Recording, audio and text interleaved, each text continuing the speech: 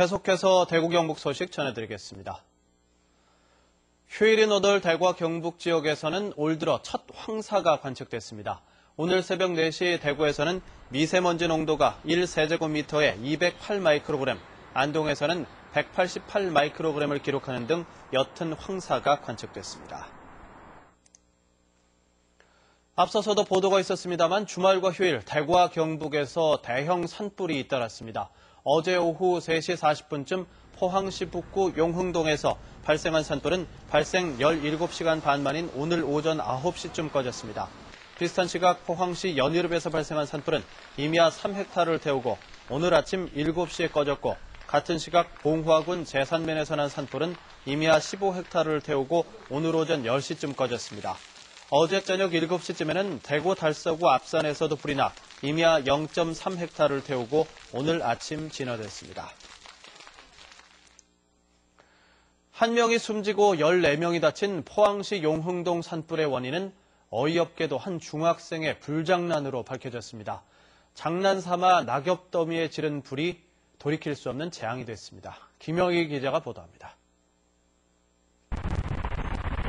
화염과 연기에 휩싸인 포항시가지. 주택가는 순식간에 잿더미로 변했고 무려 15명이나 되는 사상자가 발생했습니다. 그런데 이번 산불은 어이없게도 한 중학생이 이곳에서 저지른 불장난 때문에 발생한 것으로 밝혀졌습니다. 중학생 12살 이모군은 어제 오후 3시 반쯤 친구 2명과 함께 놀다가 가지고 있던 라이터로 장난삼아 길가 낙엽더미에 불을 붙였습니다.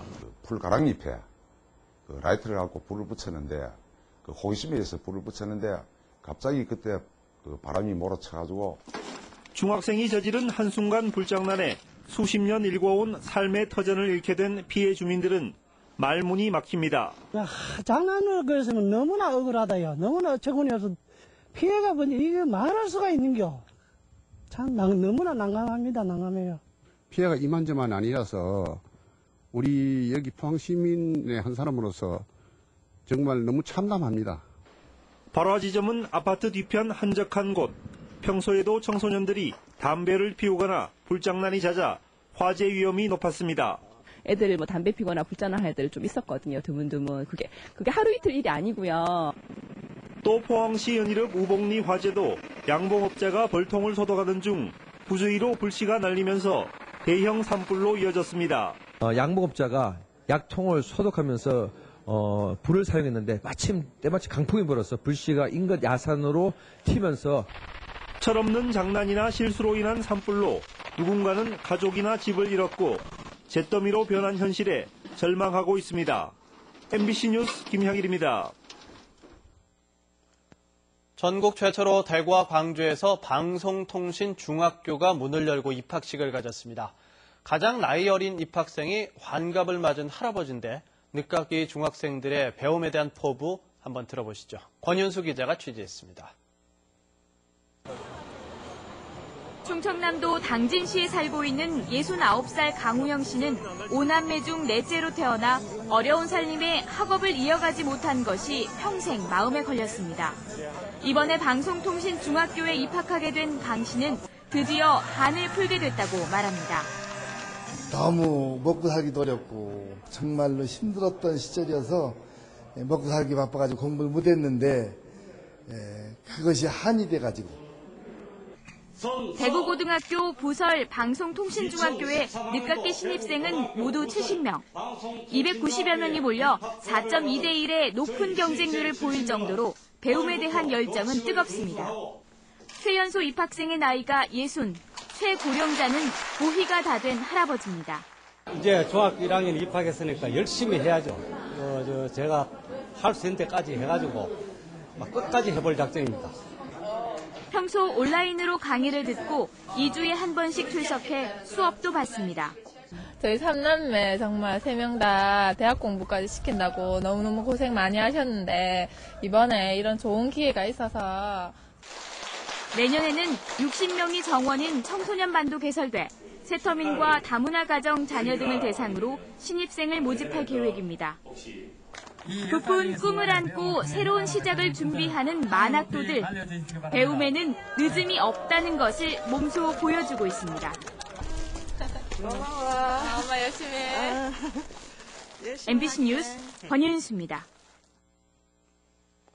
구미시는 유해 화학물질 사고가 나면 관계당국에 신고하도록 하고 어기면 100만 원 이하의 과태료를 물리도록 하고 있는 유해 화학물질 관리법에 따라 LG 실트론에 대해 과태료를 부과하기로 방침을 정했습니다. LG 실트론은 지난 2일 구미 이공장에서 불산과 질산, 초산이 섞인 혼합액 누출 사고가 일어났지만 자체 방제 작업을 벌인 뒤 3일에야 구미시에 신고했습니다. 대구FC가 2013 K리그 클래식 2라운드 홈 개막 경기에서 1대1 무승부를 기록하며 아쉽게 첫 승 달성에 실패했습니다. 4만여 홈 관중의 일방적인 응원 속에 홈 개막전을 펼친 대구는 전반 38분 황순민이 선제골을 터뜨리며 앞서갔지만 후반 36분에 전현철에게 동점골을 허용해서 아쉽게 1대1 무승부를 기록했습니다. 대구FC는 오는 16일 강릉에서 강원을 상대로 시즌 첫 승에 도전합니다. 국내 연구진이 독도 해양 미생물에서 새로운 단백질을 발견했습니다. 김지현 연세대 교수와 윤정훈 성균관대 교수, 한국생명공학연구원의 오태광 박사 등은 공동 연구를 통해 독도 부근에서 발견한 해양 미생물에서 새로운 종류의 로놉신을 발견하고 NQ-로놉신이라고 하는 새로운 이름을 붙였다고 밝혔습니다. 로놉신은 생명체가 빛을 느끼는 데 필요한 단백질로 미생물은 로놉신을 이용해 광화학 반응을 일으키고 생명 유지를 위한 에너지를 얻습니다. 문산정수장 고도정수 처리시설 설치에 따른 수계 조정으로 내일과 모레 대구 서구와 북구 일부 지역에 흐린 수돗물이 나올 것으로 보입니다.